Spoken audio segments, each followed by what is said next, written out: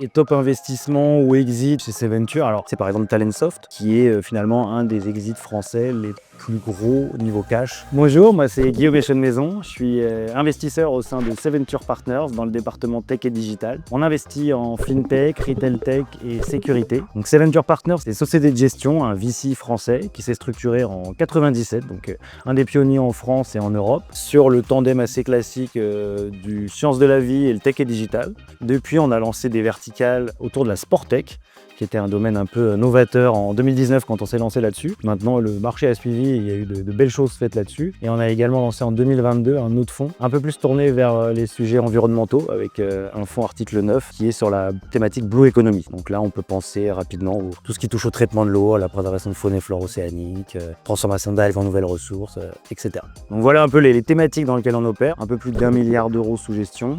Ticket minimum, on est sur 1 million d'euros de notre côté et on va être sur une fourchette entre 1 et 5 avec un sweet spot quand même là depuis 4-5 ans qui est à 2-3 millions.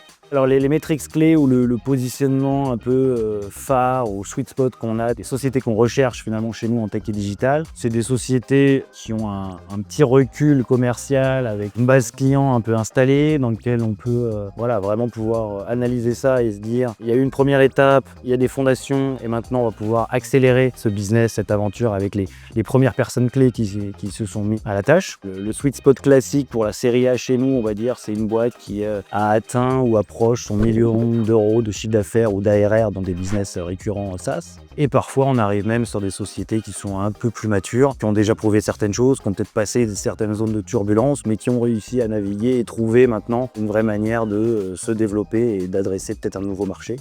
Et top investissement ou exit quand on regarde du point de vue investisseur chez Seventure. Alors historiquement, on peut avoir des noms qui résonnent notamment beaucoup auprès du marché B2C ou qui peuvent être comme Vistaprint ou Parrot. Et dans des sociétés un peu plus récentes, on a des grands succès qui peuvent aussi parler à beaucoup, mais qui sont quand même plus dans le domaine B2B. On peut penser à SumUp par exemple dans le paiement avec des petits terminaux qu'on retrouve un peu partout sur les marchés, les taxis. Et on a Idina aussi, sur lequel on a fait un exit il y a tout juste 1 an et demi. Donc là, solution de vérification d'identité qui a permis à beaucoup de fintech de se lancer sur le marché. On pense à N26 il y a quelques années par exemple. Voilà. Donc ça c'est un de nos succès historiques mais qui est toujours en cours pour certains de nos fonds. Et en revanche, un qui a été complètement débouclé et sur lesquels on a des belles métriques aussi, c'est par exemple Talentsoft dans le domaine RH, gestion des talents, qui a été cédé à Cegid il y a quelques années maintenant et qui est finalement un des exits français les plus gros niveau cash. Alors dans les dernières années, en tant qu'investisseur, bien sûr, on a toujours des succès, mais on a forcément des regrets. Et parmi ces regrets-là, dans l'anti-portfolio, je pense qu'on en aurait plusieurs à citer, mais si j'en prends une seule, par exemple, il y aurait Swan en fintech. On a pu voir ces gens-là avec cette belle idée au démarrage, et finalement un peu trop tôt pour nous. On l'a vu vraiment à l'amorçage, au début. Il n'y avait pas encore d'activité commerciale, pour nous impossible de se positionner. Mais en revanche, un sujet sur lequel on sentait qu'il y avait un réel besoin et sur lesquels ils ont